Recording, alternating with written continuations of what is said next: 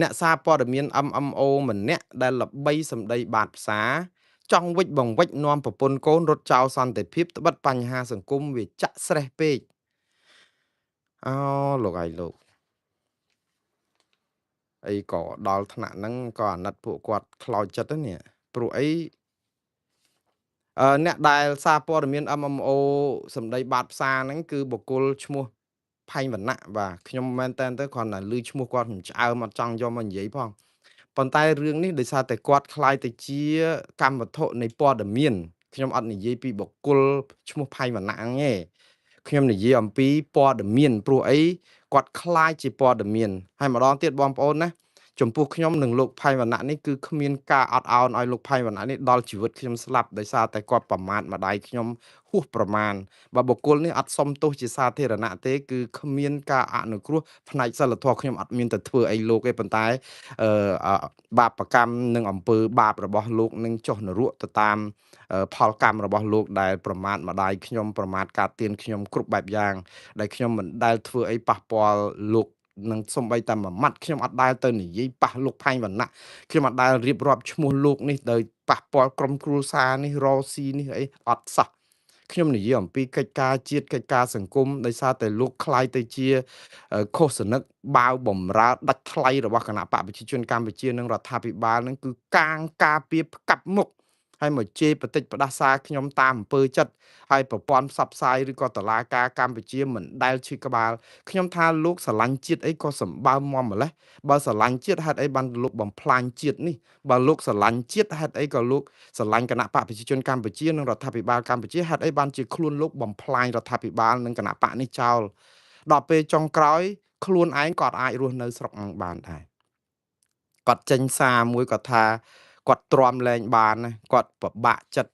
គាត់និយាយថាគាត់ចង់រត់ចោលស្រុកនាំប្រពន្ធកូនវិច្ចបង្វិច្ចរត់ចោលស្រុកទៅនៅក្រៅប្រទេសស្រុកគេអរគុណសន្តិភាពសបាយសឹងអីលោករត់ចោលស្រុកលោកនិយាយភាសាបែបនេះណាគឺធ្វើឲ្យក្រមប្រឆាំងនឹងបានឱកាសវាយប្រហារលោកហើយនឹងប្រាប់ទៅមេរបស់លោកនឹងថាចុះគេប្រាប់យូរហើយតើ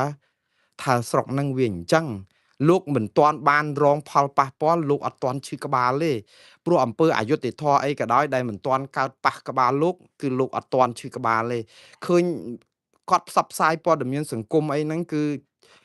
ករឿងអ្នកនេះរករឿងអ្នកនោះអីមកកណក៏ដឹកដែរមិនមែនគាត់មិនធ្វើអីសោះហើយខ្ញុំឃើញគាត់ប្រឹងធ្វើច្រើនដែរបថុយគ្រោះថ្នាក់ដើម្បីអាយុជីវិតរបស់ខ្លួនទៅដូរជាមួយនឹងការផ្សាយព័ត៌មាន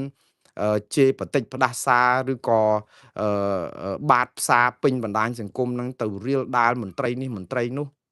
ខ្ញុំមើលទៅខ្ញុំសរសើរភាពក្លាហានរបស់គាត់ដែរប៉ុន្តែភាពក្លាហាននេះណាកុំតែមានខ្នងការពារនៅពីក្រោយទេបើកុំអីទេជាប់គុកមិនដឹងប្រមាណតណទេព្រោះអី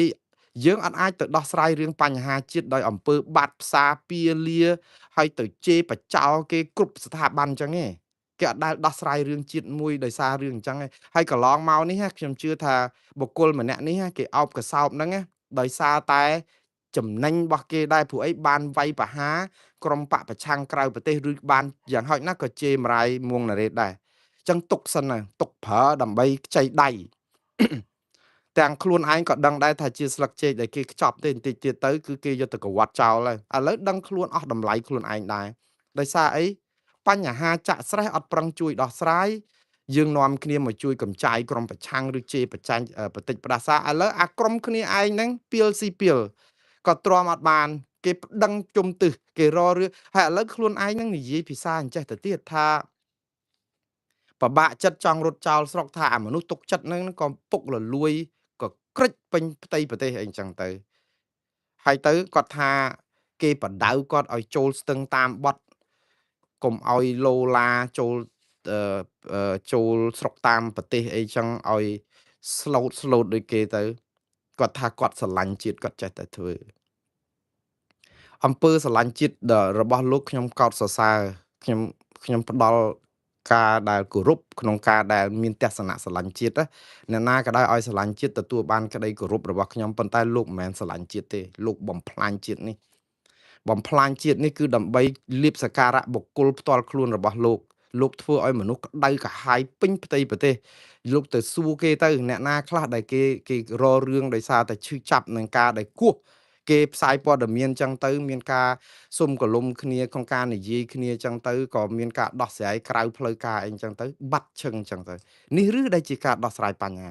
តើបញ្ហាប្រទេសកម្ពុជាដោះស្រាយបានដោយសារការស្រែកបញ្ចោបាតផ្សាររបស់លោកតាមបណ្ដាញសង្គមឬក៏តាមយន្តការតុលាការឯករាជ្យមាន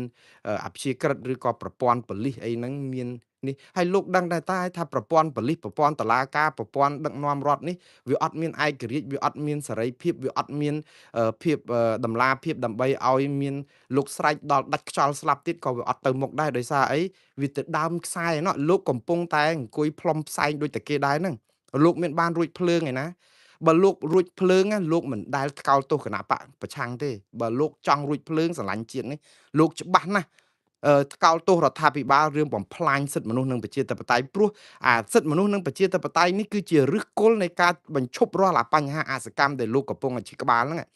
ព្រោះបើសិនជាប្រទេសនេះមានសិទ្ធិមនុស្សប្រជាធិបតេយ្យត្រឹមត្រូវមានប្រព័ន្ធគ្រប់គ្រងអំណាចដែលមានគណៈបកប្រឆាំងមានតុល្យភាពស្មើគ្នាការបោះឆ្នោតដោយសេរីត្រឹមត្រូវនិងយុត្តិធម៌ប្រព័ន្ធតុលាការឯករាជ្យប្រព័ន្ធប៉ូលីសឯករាជ្យប្រព័ន្ធទាហានឯករាជ្យប្រព័ន្ធប្រជាពលរដ្ឋសង្គមស៊ីវិលសារព័ត៌មានឯករាជ្យអស់លោកដូចនេះនឹងមិនចាំបាច់មករវល់ឈឺក្បាលទេគ្មាននរណាគេស្ដាប់ផងសពថ្ងៃហ្នឹងគេអត់មានស្អីស្ដាប់មានចិត្តតែប្រឹងទៅអ្នកខ្លះហ្នឹងចង់បានស្ដាប់អាការបចោហ្នឹងហើយទៅបំផ្លាញគ្នាទៅវិញទៅមកចុងក្រោយទឹកដល់ច្រមុះខ្លួនឯងក៏មានបញ្ហាអ្នកណាទទួលភ្នំនេះបានចឹងបានថាយើងនាំគ្នាអង្គុយបកផ្សាយគ្រប់គ្នាហើយយូរមករករឿងអ្នកដែលខំប្រឹងអង្គុយទៅរកអាដំណោះស្រាយឲ្យមែនតើហ្នឹងមកខែកមកខ្ទេចមកបន្តិចប្រាសាគេទៀតឥឡូវលោកចង់រត់ទៅឯណាវិច្ចបង្វិចរត់ទៅឯណាគ្មានស្រុកណាដែលល្អជាងស្រុកខ្មែរទេខ្ញុំលើកទឹកចិត្តឲ្យលោកបន្តរស់នៅប្រទេសកម្ពុជាតទៅទៀតព្រោះនៅជួយការពារស្រុកយើងកុំឲ្យធ្វើដោយក្រុមប្រឆាំងដែលគ្នាអត់អាចនៅបានលោកនៅបានព្រោះដោយសារលោកអោបកសោបលោកត្រគណៈបកកណ្ដាលអំណាចនឹងណែនេះនឹងវាបានមកគេការពារគេកាងច្រើនណាស់ហើយដូច្នេះនៅបន្តនឹងទៀតប៉ុន្តែក្នុងពេលជាមួយគ្នានឹង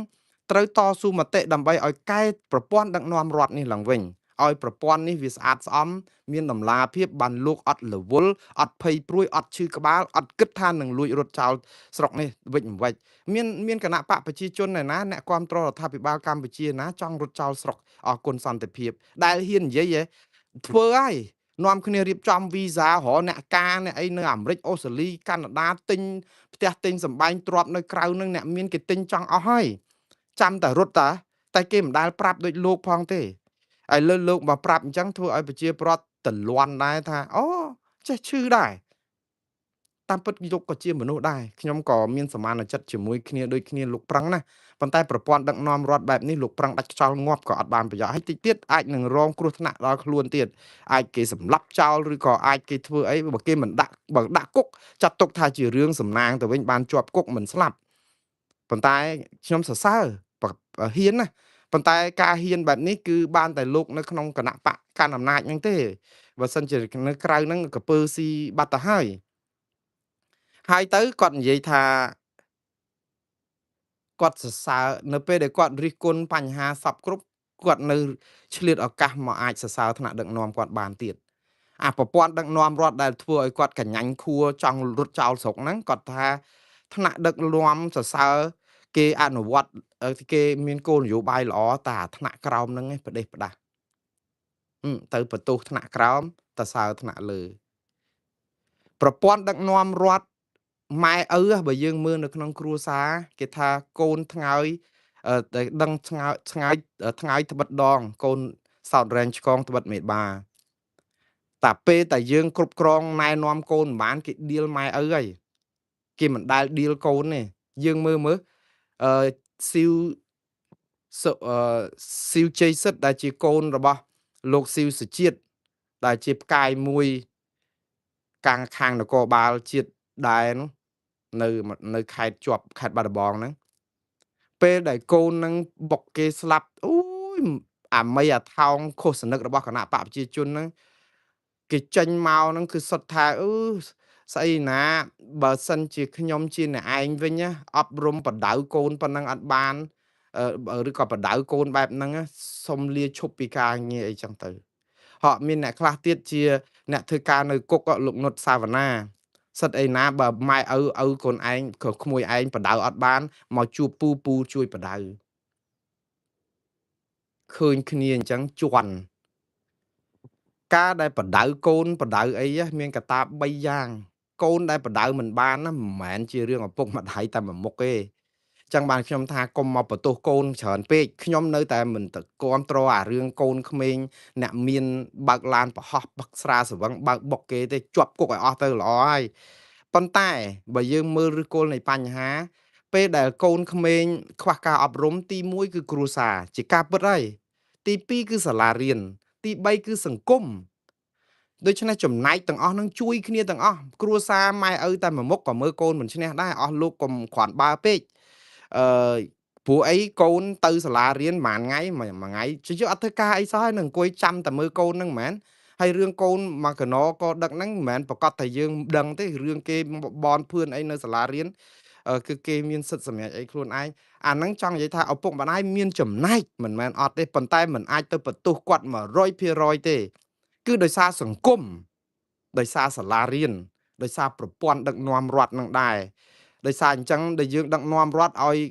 អ្នកមានអំណាចអាចកាងបង្ក្រាបគេបានស្រេចចិត្តអញ្ចឹងដល់ពេលកូនគាត់ជាអ្នកមានអំណាចគឺគាត់គិតថាគាត់ជាបងធំអត់មានអាណាប៉ះអីបានអានឹងយើងបង្រៀនក្មេងឲ្យខូចគ្រួសារនឹងប្រឹងដាច់ខ្យល់ងាប់ក៏អាចអប់រំកូននឹងបានដែរមិនមែនអាណាប៉កែណាសើអប់រំកូនបានលាលែងពីតំណែងបើដូចលោកជុំកសលនិយាយថាអប់រំកូនមិនបានលាលែងពីតំណែងណា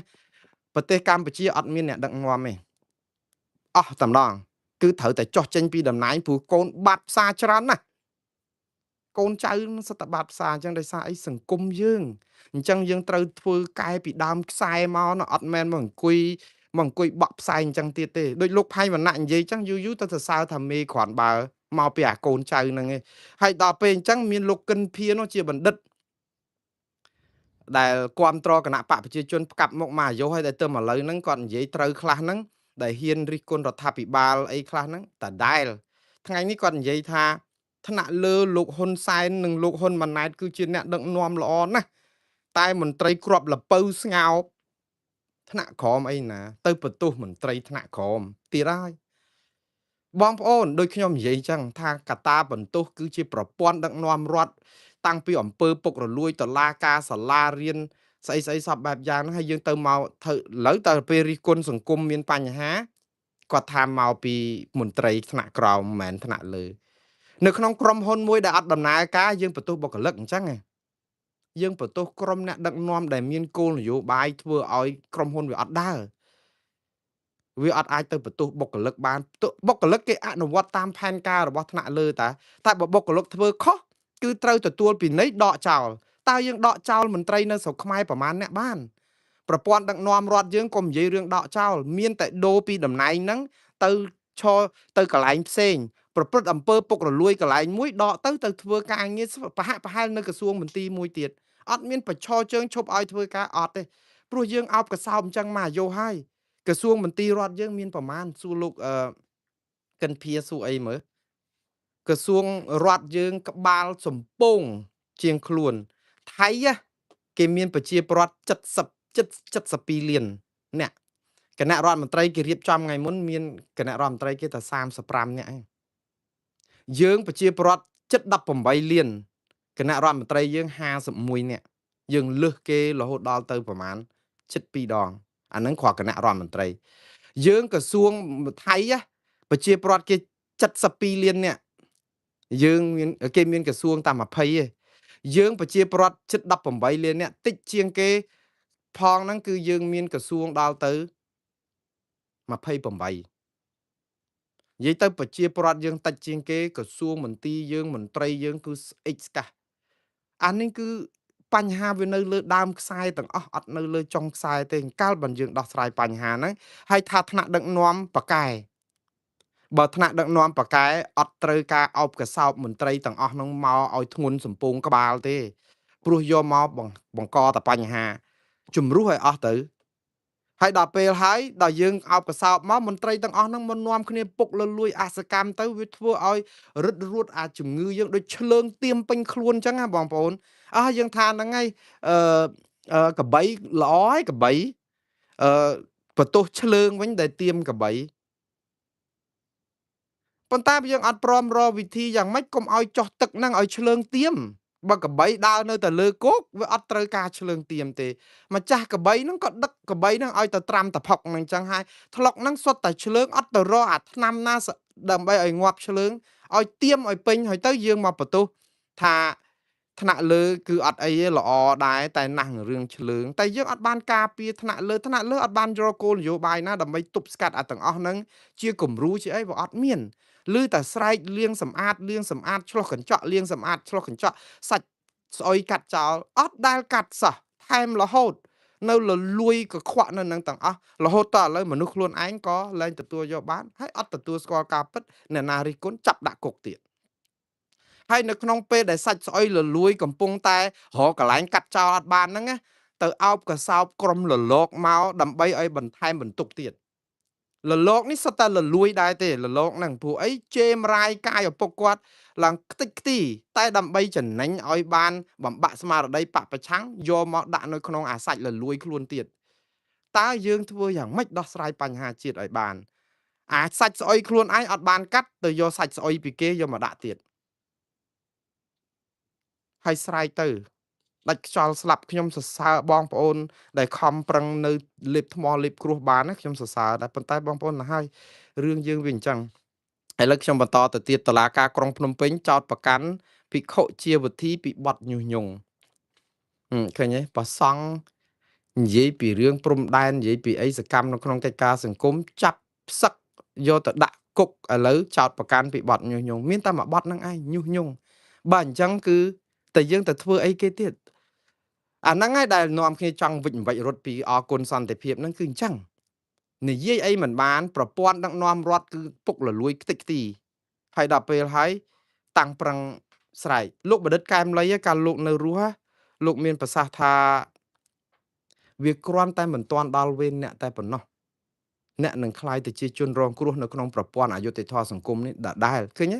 នេះគឺ MMO បាតផ្សារផែនវណ្ណៈនេះគឺជាឧទាហរណ៍មួយឯងយើងនាំគ្នាជេរបតិចអ្នកដែលគេខំឲ្យស្ដារសិទ្ធិមនុស្សជាតិបតៃក្រុមប្រឆាំងដែលខំតវ៉ាសុជេរគេក្បត់ជាតិវត្តអីដល់យូរអ្នកស្រឡាញ់ជាតិខ្លួនឯងហ្នឹងយូរខ្លាចជាជនរងគ្រោះដែរជួយជាតិស្អីគេម្នាក់ឯងហ្នឹងប្រព័ន្ធពុកលលួយយូរ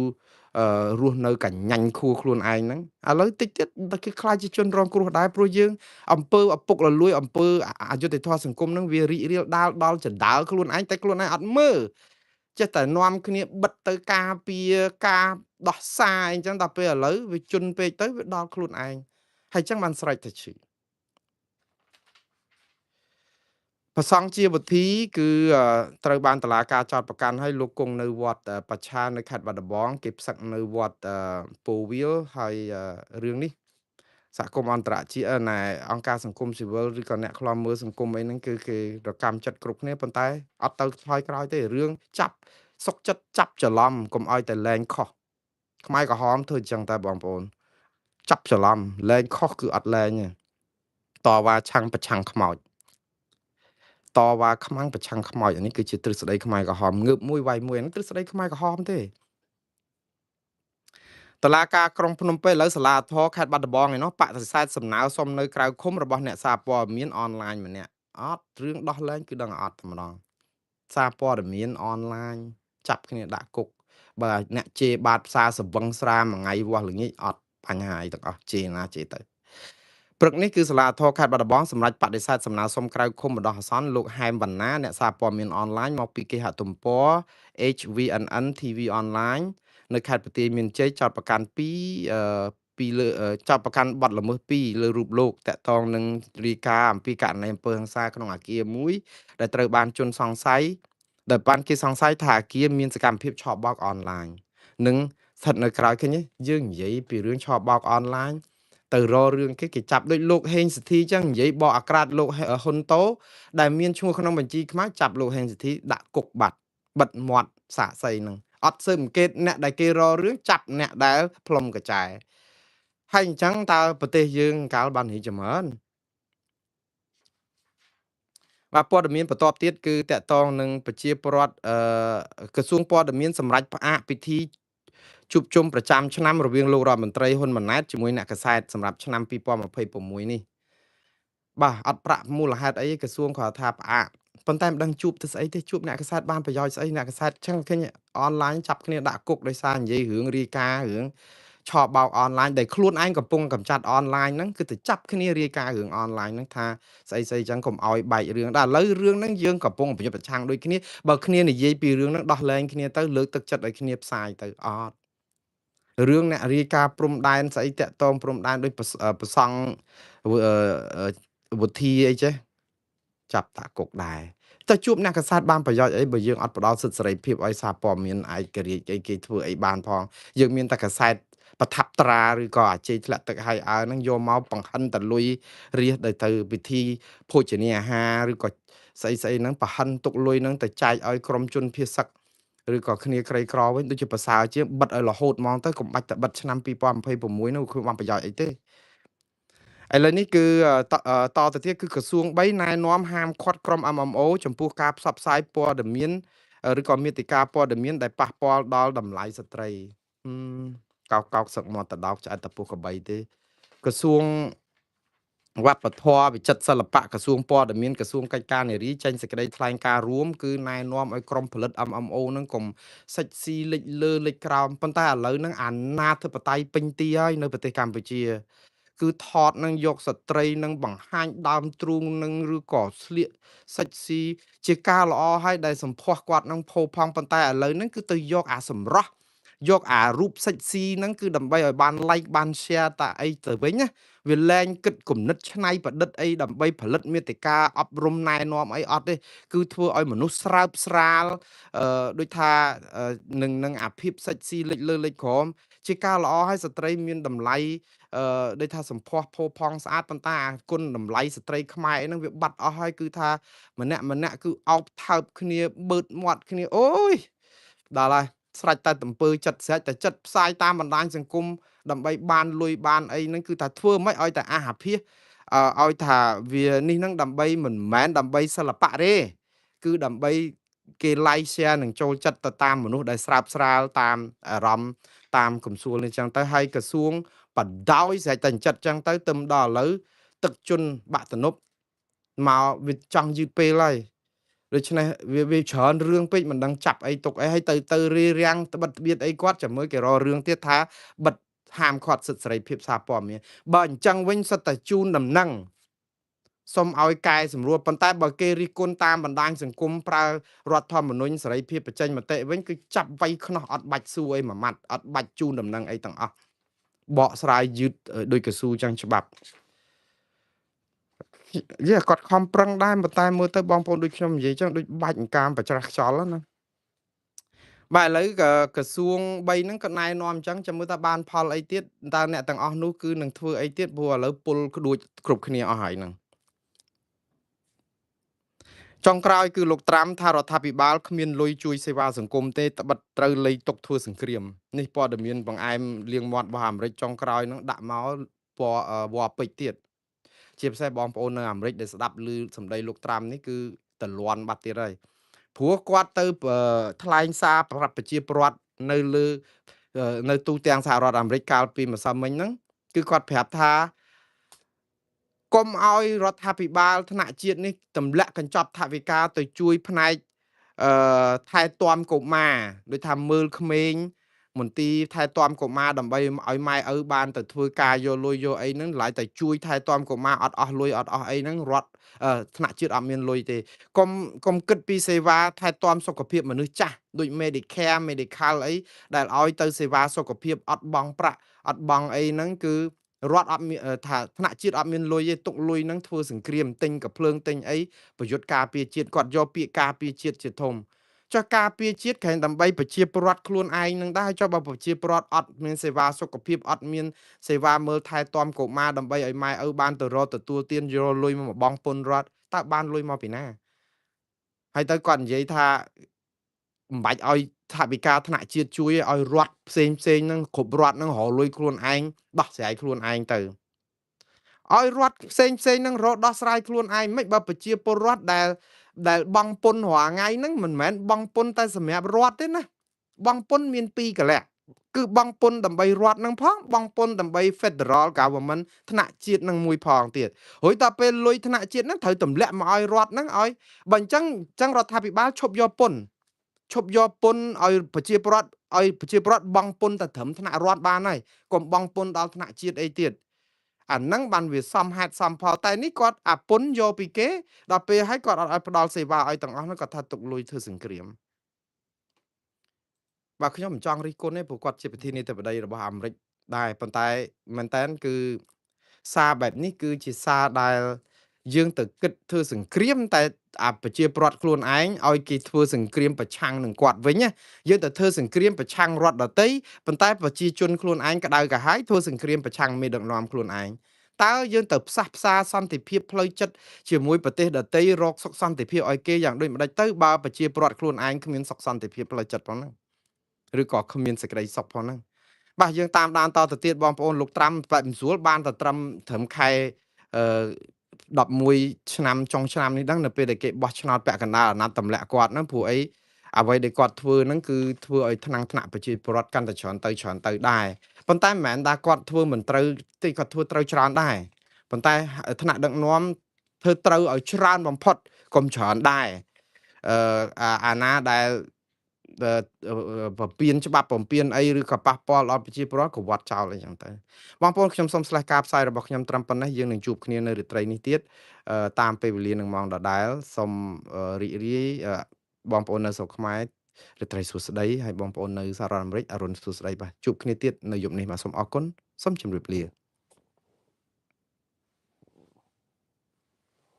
អនុញ្ញាតឲ្យអាគារបនលបែង12ទីតាំងបន្តបើកដំណើរការបើទោះបីជាជាប់ពាក់ព័ន្ធនឹងការឆបោកអនឡាញខ្មែរអាឡ័យទៅរំគ្នាច្រៀងរាំសបាយមកអស់ដៃថៃបន្តចុះវាស់ដីភូមិជោគជ័យចែកឲ្យពលរដ្ឋខ្លួនទាហានថៃថែមបន្លាលួសនៅតំបន់ច្រកអូស្មាច់ក្រោយឃើញកម្ពុជានាំក្រុមសង្កេតការណ៍អាស៊ានចុះទៅមើល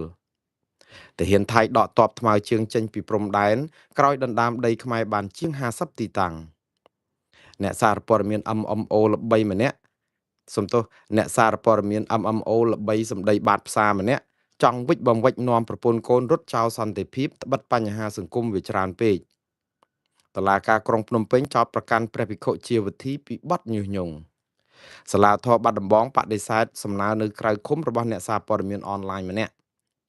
ពលរដ្ឋរិះគន់រឿងរដ្ឋាភិបាលកម្ពុជាក្បាលធំជាងខ្លួន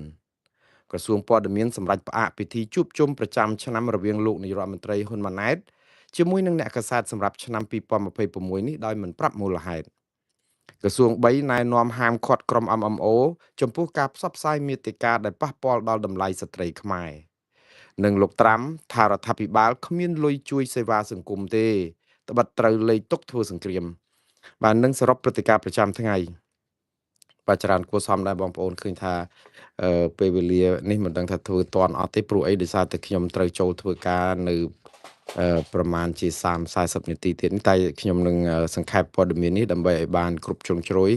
ទី1គឺកម្ពុជាអនុញ្ញាតឲ្យបនលបែងដែលអាគារបនលបែងចំនួន12ទីតាំងនៅបើកបន្តដំណើរការគឺផ្ដល់សិទ្ធិស្របច្បាប់ភាពស្របច្បាប់ដើម្បីឲ្យអាគារបនលបែងទាំងអស់នេះបន្តបើកដំណើរការទោះបីជាជាប់ពាក់ព័ន្ធនឹងការឆបោកអនឡាញតាមពិតនេះគឺជាការរកឃើញរបស់អង្គការលើកលែងទោសអន្តរជាតិ Amnesty International បាទ Amnesty International នេះគឺគាត់មានសេចក្តីរាយការណ៍មួយដែលគាត់ចេញអឺថ្ងៃទី2ខែមេសានេះឯងបងប្អូនអង្គការលើកលែងទោសអន្តរជាតិដែលជាអង្គការអន្តរជាតិមួយដ៏ល្បី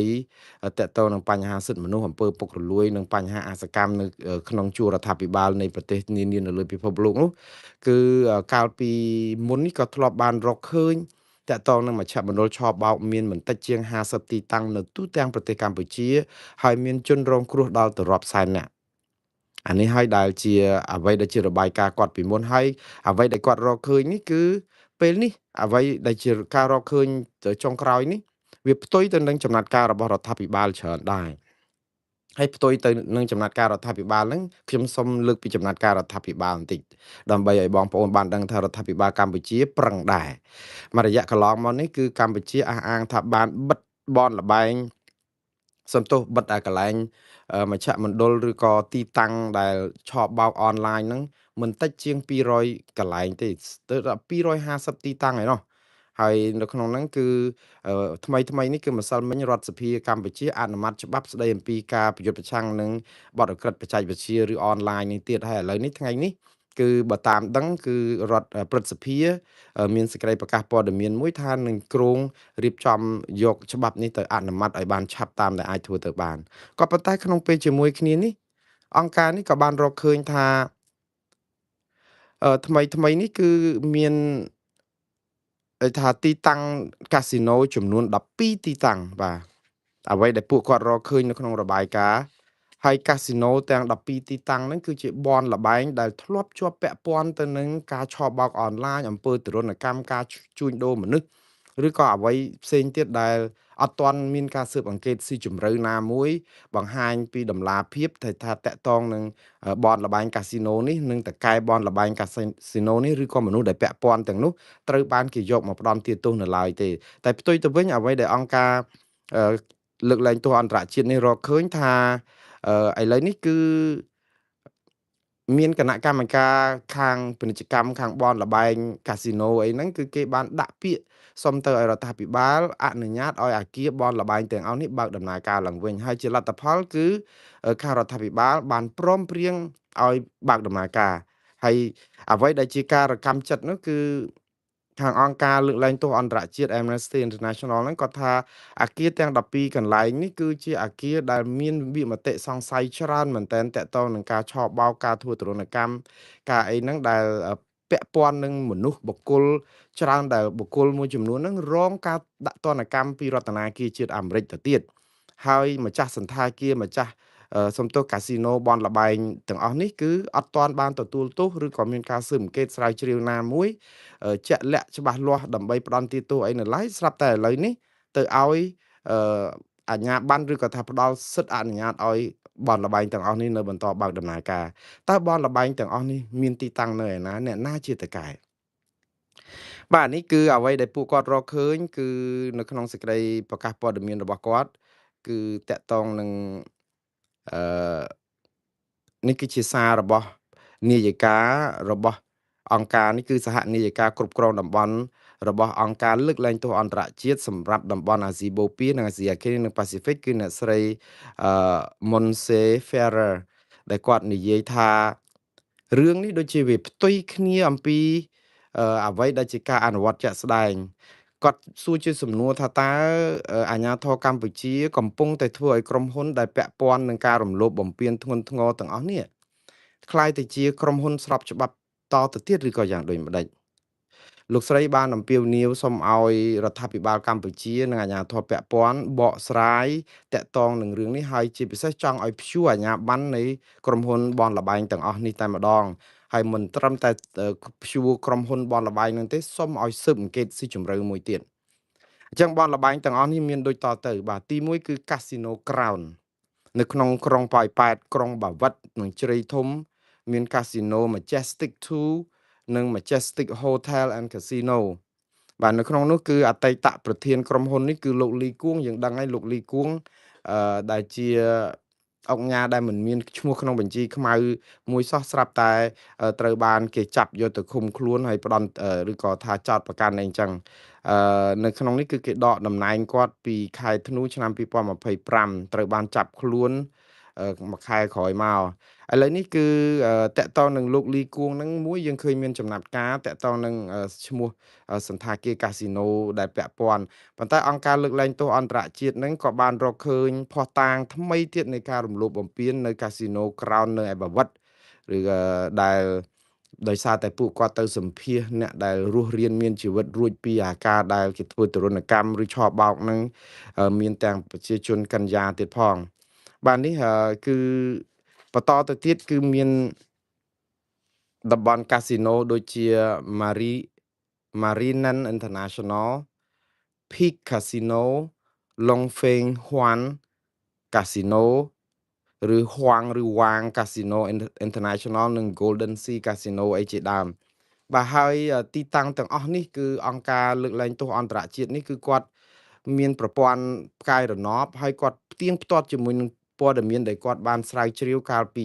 ប្រហែលឆ្នាំកន្លងទៅដែលគាត់ចេញរបាយការណ៍ហើយគាត់ថាអាគារទាំងអស់នេះដែលរកឃើញឆបោកផងទារុណកម្មផងការជួញដូរមនុស្សអីលាក់នឹងលាក់ហ្នឹងគឺសុទ្ធតែនៅក្នុងបរិវេណនៃអាគារកាស៊ីណូទាំង12មាន11ជាកាស៊ីណូចាស់និងមានអាគារកាស៊ីណូថ្មីមួយទៀតដែលគ្រប់12ហ្នឹងតកតនឹងរឿងនេះគឺអ្វីដែលអង្គការលើកលែងទោសអន្តរជាតិនេះលើករកឃើញនេះគាត់ថាមានមន្ទិលច្រើនដោយសារតែបនលបែងកាស៊ីណូនេះគឺមានភាពពាក់ព័ន្ធគ្នាជាមួយនឹងលោកចិនហ្ស៊ីទៀតនៅក្នុងករណីជាច្រើនដែលតកតនឹងការឆបោកអីអញ្ចឹងដូច្នេះគាត់នៅតែទាមទារឲ្យមានការស៊ើបអង្កេតស៊ីជម្រៅហើយរកមុខដែលជន់ប្រព្រឹត្តហើយម្ចាស់កាស៊ីណូច្រើនណាស់ដែលតកតនៅស្រុកខ្មែរនៅក្នុងបញ្ជីខ្មៅមានឈ្មោះកុកអានមានលោកលីយ៉ុងផាត់មានអីទៀតហ៎ដូច្នេះយើងអត់ដឹងថាតើរឿងនេះវាយ៉ាងម៉េចហើយយើងចាំតាមដានតទៅទៀតខ្ញុំជឿថារដ្ឋាភិបាលកម្ពុជាប្រឹងដែរមិនអត់ប្រឹងទេមួយរយៈពេលកន្លងមកនេះគឺខំប្រឹងធ្វើច្បាប់ខំប្រឹងបង្កក់សំទោសអឺណែបង្ក្រាបឬក៏បិទទីតាំងបនលបែងឬក៏កាស៊ីណូឬក៏កន្លែងឆបោកអនឡាញអីហ្នឹងមកកណក៏ដឹកដែរណាប៉ុន្តែឥឡូវអ្វីដែលជាការគួរឲ្យខកចិត្តគឺខាងអង្គការលើកលែងទោសអន្តរជាតិនេះរកឃើញថាអាគារធំក៏ដែលពាក់ព័ន្ធនឹងការឆបោកនៅកក្រើកនេះវាបែរទៅជាអាចនឹងដំណើរការទៅទៀតបានណាដែលជាការបារម្ភមួយដែលខ្ញុំជឿថាសាររបស់អង្គការលើកលែងទោសអន្តរជាតិនេះគឺធ្វើឲ្យបន្សាបអ្វីដែលរដ្ឋាភិបាលកំពុងធ្វើទៀតហើយគួរឲ្យសោកស្ដាយដែរសហគមន៍អន្តរជាតិកំពុងតែសម្លឹងមើលថាតើរដ្ឋាភិបាលធ្វើសប្ងៃហ្នឹងធ្វើត្រូវរឿងឬអត់ឬក៏ធ្វើឲ្យតែបង្ក្រប់កិច្ចឬក៏ឲ្យបានតែមានអីចឹងណាតើការអនុវត្តច្បាប់នេះវានឹងអាចពង្រឹងបានប៉ុណ្ណាប៉ុន្តែខ្ញុំជឿថាបើយើងទៅស្ដីបន្ទោសរដ្ឋាភិបាលតែម្នាក់ឯងក៏មិនត្រូវដែរព្រោះអាប្រព័ន្ធដឹកនាំរដ្ឋនឹងគឺវាចាក់ស្រេះដោយអំពើពុករលួយដោយភាពអសកម្មអីច្រើនដូច្នេះមនុស្សនៅក្នុងជួរដដែលហ្នឹងយើងទៅដោះដូរយ៉ាងម៉េចឥឡូវអានេះគេហៅថាឆ្កែវាយសារ៉ាណាបងប្អូនឆ្កែខ្មៅប្រភ្លាក់ពពាលគ្រប់កន្លែងហើយទៅយើងយកខ្ជូងខ្មៅអីយកមកលាបបិទវាទៅហើយយើងថាអានោះជាឆ្កែខ្មៅសុទ្ធភ្លៀងតាមមេមកគឺនៅប្រភ្លាក់ពេញខ្លួនដោយសារតែរឿងនេះគឺយើងអត់អាចទៅធ្វើអញ្ចឹងដែរព្រោះឆ្កែខ្មៅតើតែយើងប្រកាត់ពូជឆ្កែខ្មៅសុទ្ធពីធម្មជាតិមកគឺយើងរុះរើដោះដូរដើម្បីកែតម្រង់ស៊ីជម្រៅព្រោះឥឡូវមនុស្សដដែលស្ថាប័នដដែលស្អីដដែលទាំងអស់ហ្នឹងតែយើងយកច្បាប់អីយកមកអនុវត្តកម្ពុជាអត់ខ្វះច្បាប់ទេបងប្អូនដូចខ្ញុំបានជម្រាបអញ្ចឹង